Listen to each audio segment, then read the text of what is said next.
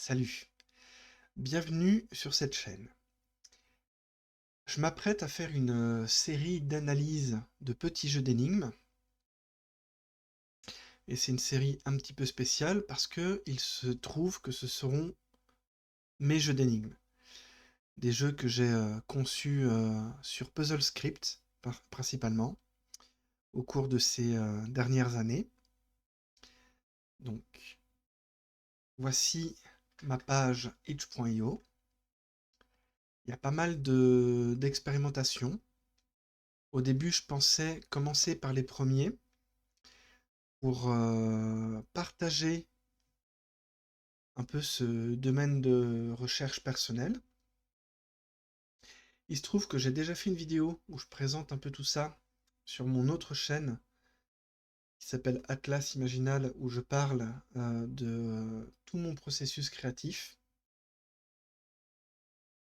Mais du coup, je ne vais pas refaire des analyses complètes sur ces vieux jeux. Je pense qu'ils sont intéressants parce que ça permet de voir d'où je suis parti. Quand j'ai commencé à me mettre à la création de jeux d'énigmes, c'était un moyen pour moi de m'entraîner à la logique de programmation et entraîner mon esprit à une pensée systémique autour du principe d'émergence. Le principe d'émergence, c'est quelque chose qu'on retrouve de plus en plus dans beaucoup de jeux, même des jeux modernes, des jeux grand public. Le précurseur qui a démocratisé ça, c'est Minecraft. C'est vraiment le Lego du jeu vidéo où on peut vraiment assembler des blocs de plein de formes et types différentes qui vont, à partir d'atomes simples, créer des situations vraiment nouvelles et inattendues. Les jeux d'énigmes explorent aussi ce principe d'émergence, mais les jeux d'énigmes que moi j'aime bien en tout cas, c'est des jeux qui vont créer des situations, des puzzles, des tableaux, où la solution, qui va souvent être une solution unique, ou bien c'est un ensemble de solutions. Toutes ces solutions, pour chaque tableau, va être porteuse d'une sorte de message pour le joueur, une sorte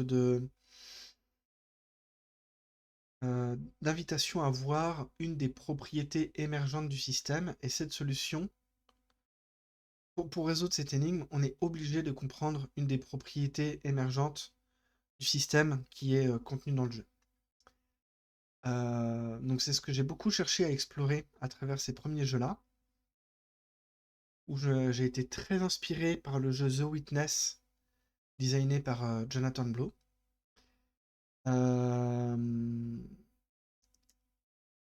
Voilà, donc c'était mes premières expérimentations dans la matière où je me suis dit, je vais pas juste consommer des tutoriels YouTube ou des conférences GDC. Euh, Il y a un moment donné, c'est bien de passer à la pratique. Et la théorie, c'est bien, c'est rassurant. Ça permet d'emmagasiner des savoir-faire théoriques. Mais à un moment donné, le seul moyen de vraiment entraîner l'esprit à une compréhension profonde de, d'un savoir-faire systémique et de game design, c'est de c'est d'y aller, quoi. C'est de faire des choses, c'est de créer des objets. Ces premières expérimentations, il y a un peu la chance du débutant, notamment Color Key, Color Friends. Il y a, il y a les prémices de notions que je trouve assez intéressantes, que j'ai continué à cultiver par la suite. Notamment le fait d'enseigner aux joueurs de manière non verbale les mécaniques de jeu à travers les premières énigmes. Mais ces jeux sont un peu confus, sont un peu longs à démarrer. On sent que c'est pas encore tout à fait maîtrisé, donc si vous voulez jeter un œil, je vous invite à aller sur la page itch.io. Je mets le lien en description. Donc si vous voulez essayer, sentez-vous libre. Color Key est un jeu qui va explorer une notion très vieille du jeu vidéo, à savoir le système de clés et de portes. Ici, en ajoutant de la couleur, on va finir même par mélanger des couleurs dans les clés et les portes. Color Magnet, c'est un peu une prolongation de cette idée où il va y avoir une notion de magnétisme et les couleurs vont pouvoir avoir un principe de récursion en chaîne, un principe récursif où chaque couleur va pouvoir s'influencer elle-même par système de magnétisme. Color Friend, c'est encore un peu cette idée-là, avec des portes et des interrupteurs, avec comme si on pouvait avoir un aspect coopératif au sein du même jeu, alors que c'est un jeu solo, parce qu'on peut switcher d'un personnage à un autre. Et s'ensuit d'autres expérimentations. Ici, je voulais faire un jeu d'infiltration, un peu à la Metal Gear Solid, avec des lasers, des gardes. Et j'ai, en faisant ce jeu, découvert des propriétés très intéressantes d'émergence. Peut-être que j'en ferai une vidéo de celui-ci, pour aller plus loin. Voilà, j'ai fait beaucoup de petites expérimentations. Et il se trouve que j'ai commencé à, naturellement et intuitivement, avoir une philosophie de création qui a commencé à se mettre en place, qui n'était plus juste essayer de copier des maîtres de game design que j'admire, mais de trouver mon propre chemin de création. Et il y a un peu deux branches dans ce chemin. Il y a une des branches, c'est essayer de trouver des idées de jeux d'énigmes originales. Et quand je dis original, c'est des principes qu'on n'a pas vus ailleurs dans d'autres jeux. Donc c'est un peu la philosophie d'utiliser des principes premiers. Color Link en est un bon exemple. Je ferai une vidéo d'analyse plus tard dessus. Lost Ship, c'est un peu ça aussi. C'est genre vraiment prendre des atomes très très simples et de découvrir qu'est-ce que l'assemblage de ces atomes va permettre. Mais il y a une autre philosophie de création qui est jouer à des jeux ou regarder le monde, voir des principes qui sont naturels et que on a déjà l'habitude de manipuler et essayer d'aller plus loin. Et donc, par exemple, le jeu que je vais analyser aujourd'hui, c'est Respawn Soul. Donc je vais l'ouvrir, je vais le mettre en plein écran. Je vais commencer une nouvelle partie. Et Respawn Souls, c'est un essai. J'ai essayé de reprendre des mécaniques de jeu issues de Dark Souls, qui est littéralement un de mes jeux vidéo préférés.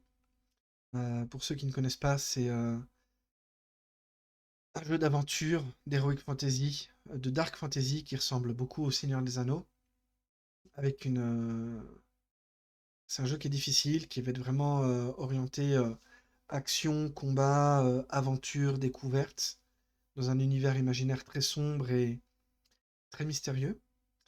Et il y a des principes de game design qui sont vraiment passionnants, notamment liés au game over, le fait de mourir, de réapparaître à des checkpoints qu'on appelle des feux. Quand on meurt, en fait, tout ce qu'on a activé dans le niveau, à savoir peut-être ouvrir des passages secrets, comme ouvrir une herse ou récolter des objets importants, acquérir des nouvelles armes, des nouvelles armures, tout ça est sauvegardé. Par contre, à chaque fois que l'on meurt, les ennemis vont réapparaître, revivre, et ça va nous forcer à recommencer une nouvelle fois une zone, un chemin qu'on a l'habitude de faire, et de s'entraîner à encore et encore et encore après chaque mort, devoir réitérer un combat contre un ennemi. Il peut avoir un aspect frustrant, parce qu'à chaque fois qu'on les a tués et qu'on meurt, on doit les réaffronter en continu. Mais vu qu'on les réaffronte, on apprend de nos erreurs, et c'est une manière de faire la mort non pas un échec, mais un apprentissage. Et en fait, il y a un sentiment de satisfaction qui naît du fait de recommencer encore et encore, mais trouver des petites astuces et réenvisager ce que l'on croyait être un problème le réenvisager à travers un angle un peu différent et aller plus loin et justement avoir un grand sentiment de satisfaction à trouver des petites astuces qui vont nous permettre de nous faciliter la vie dans les combis, dans les combats et à vraiment devenir meilleur. Et je me suis dit, tiens, c'est marrant. Je sais pas ce que ça peut donner en tant que jeu d'énigmes, mais je suis chaud de tester et voir ce que ça donne. Alors, on va faire une nouvelle partie. Et on commence tout de suite avec un jeu de type Sokoban, à savoir un jeu où l'on contrôle un petit bonhomme. Nos contrôles sont limités. On a juste une touche d'action, une touche pour annuler le dernier mouvement ou pour recommencer le tableau en cours. Les jeux de type Sokoban, c'est normalement des jeux d'énigmes où on pousse des caisses, qui est un peu le b.a.-ba des jeux d'énigmes, mais on peut faire des choses très intéressantes avec. Mais avec l'outil Puzzle Script, on peut aller très très loin et vraiment transformer ce design de base. Et ici, j'ai vraiment voulu réadapter ça avec un sentiment de jeu d'aventure. Donc j'ai pas utilisé la gamme de couleurs de base de Puzzle Script. J'ai vraiment dessiné en pixel art chaque tile. Donc les tiles, c'est vraiment les petits carrés, les petits personnages, les items et tout.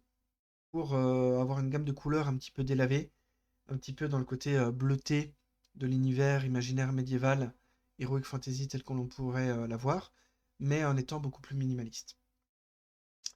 Donc voilà, un joueur qui ne connaît ni Dark Souls ni les jeux d'énigmes, il arrive ici, et la seule chose qu'il peut commencer à faire, c'est déplacer son personnage. Donc il se rend compte qu'il ne peut que se déplacer case par case.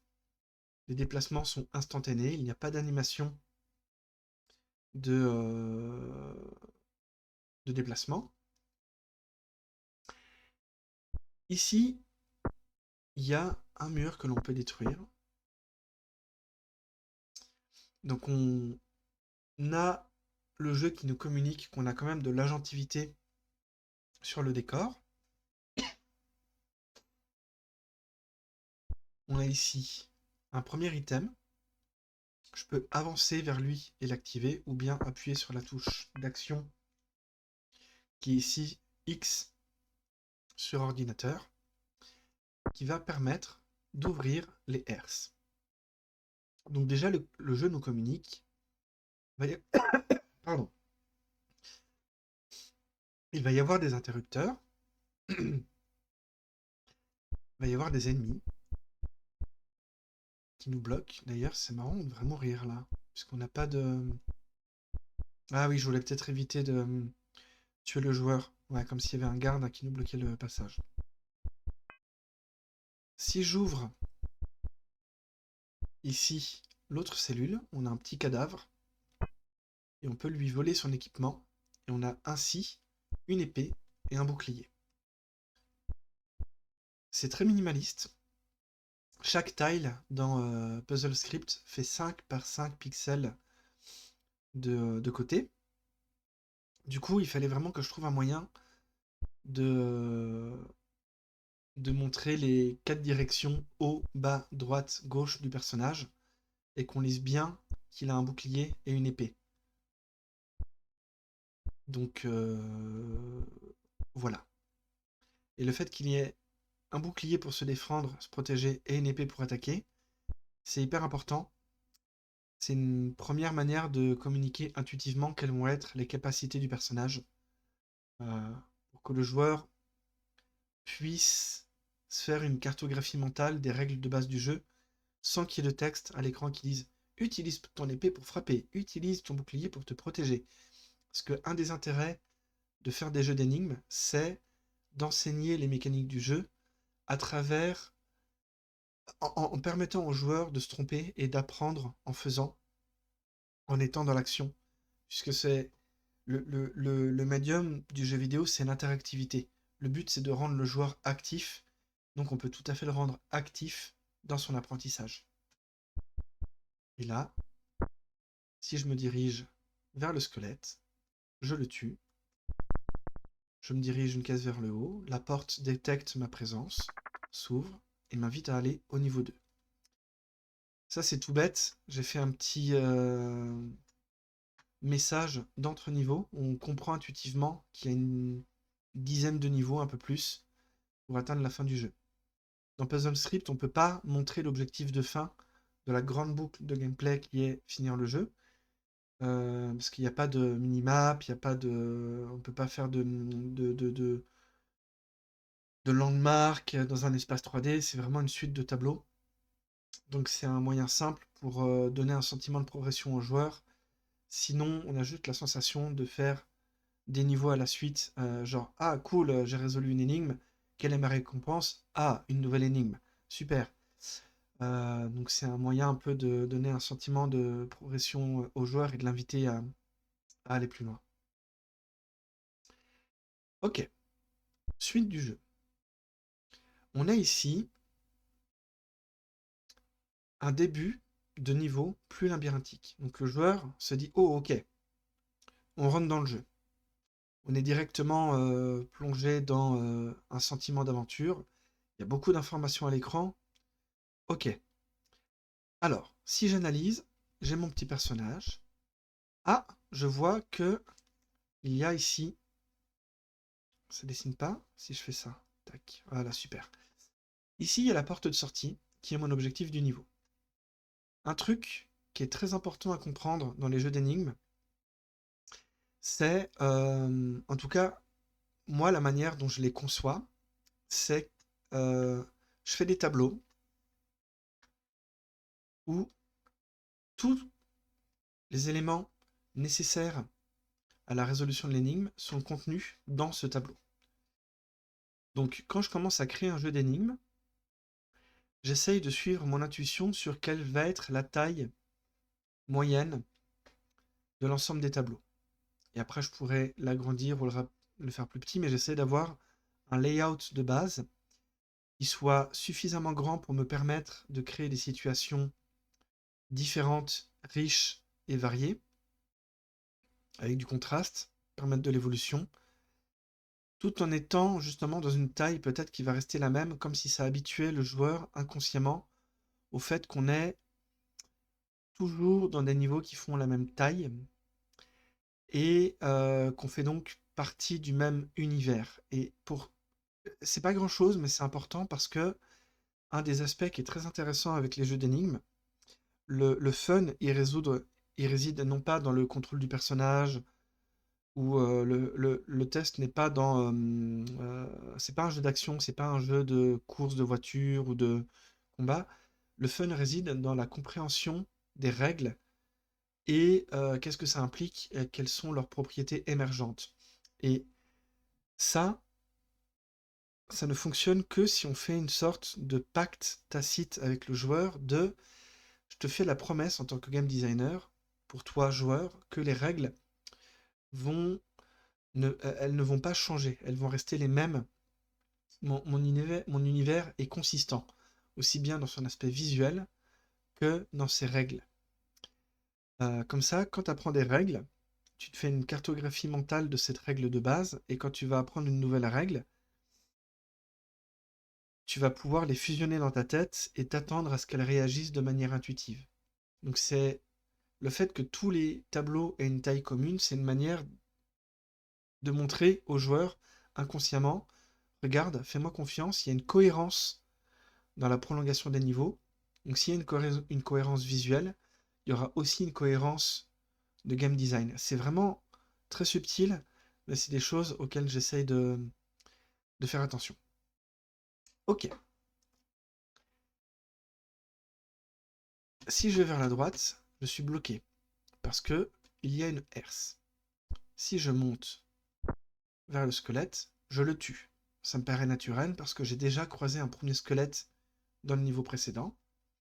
Donc je comprends que mon but, c'est de tuer des ennemis pour aller vers la porte de sortie. Peut-être même que je me fais une idée même d'un sous-objectif qui serait peut-être que je dois tuer tous les ennemis du jeu. J'en sais rien, mais peut-être. je me dirige vers le haut et j'atteins cette espèce de feu. Et quand je suis en contact du feu, les ennemis réapparaissent. Alors, je fais un CTRL Z, donc je reviens en arrière. Si j'essaye de passer à côté du feu, en fait, le layout du niveau est fait de telle sorte que je suis obligé de passer à côté. Donc je suis obligé d'apprendre que si je touche le feu, alors les ennemis réapparaissent. Même ceux qui étaient vivants, ils réapparaissent tous. Ouf. Ok, je me dirige vers un autre ennemi, je le tue. Donc cet ennemi-là était une manière de valider aux joueurs, voilà, t'es puissant, tu arrives vers un ennemi, tu le tues. C'est toi qui as l'épée, c'est toi qui avance, donc t'es en action, t'es en mouvement, donc tu tues ton ennemi. Donc naturellement, le joueur va se dire, tiens, je vais aller vers l'ennemi en prenant le chemin le plus court, et en se dirigeant vers une case vers la droite, on meurt. On peut réessayer, on se dit, tiens, il s'est passé des trucs bizarres, je suis réapparu au feu, les ennemis sont réapparus, ça allait vite, je réessaie, je remeurs. Oh! Ah! Là, normalement, je comprends que lorsque j'arrive de face à un ennemi, je le tue, mais si j'arrive de côté, je ne suis pas protégé par mon bouclier que je tiens devant moi, un peu comme dans Dark Souls. On peut se prendre des dégâts sur les côtés et dans le dos. Donc, je dois trouver un moyen de ne pas arriver de manière adjacente à l'ennemi. D'ailleurs, il y a la petite tache de sang en face du personnage, là, qui me permet de me rappeler que je suis mort à cet endroit-là. Et la petite tache de sang permet aussi intuitivement aux joueurs de comprendre que seul le fait de mourir restart ce que j'étais en train de faire, mais qu'il y a des choses qui restent dans le niveau. Ici, il y a un truc un peu bizarre. Il y a une espèce de truc gris avec des points noirs. Donc si j'avance dessus, d'accord, il ne se passe rien. J'avance et je vois que les points noirs se sont transformés en points blancs. Je continue à avancer, j'active mon levier. Je vois que ça ouvre la herse. D'ailleurs, il y a une petite animation qui vient renforcer l'idée que voilà, je suis joueur, j'ai effectué une action sur le jeu, sur le monde. Et vu qu'il y a une animation, ça va attirer l'œil pour montrer, tiens, voici le résultat de ton action dans le jeu. Une action amène une réaction.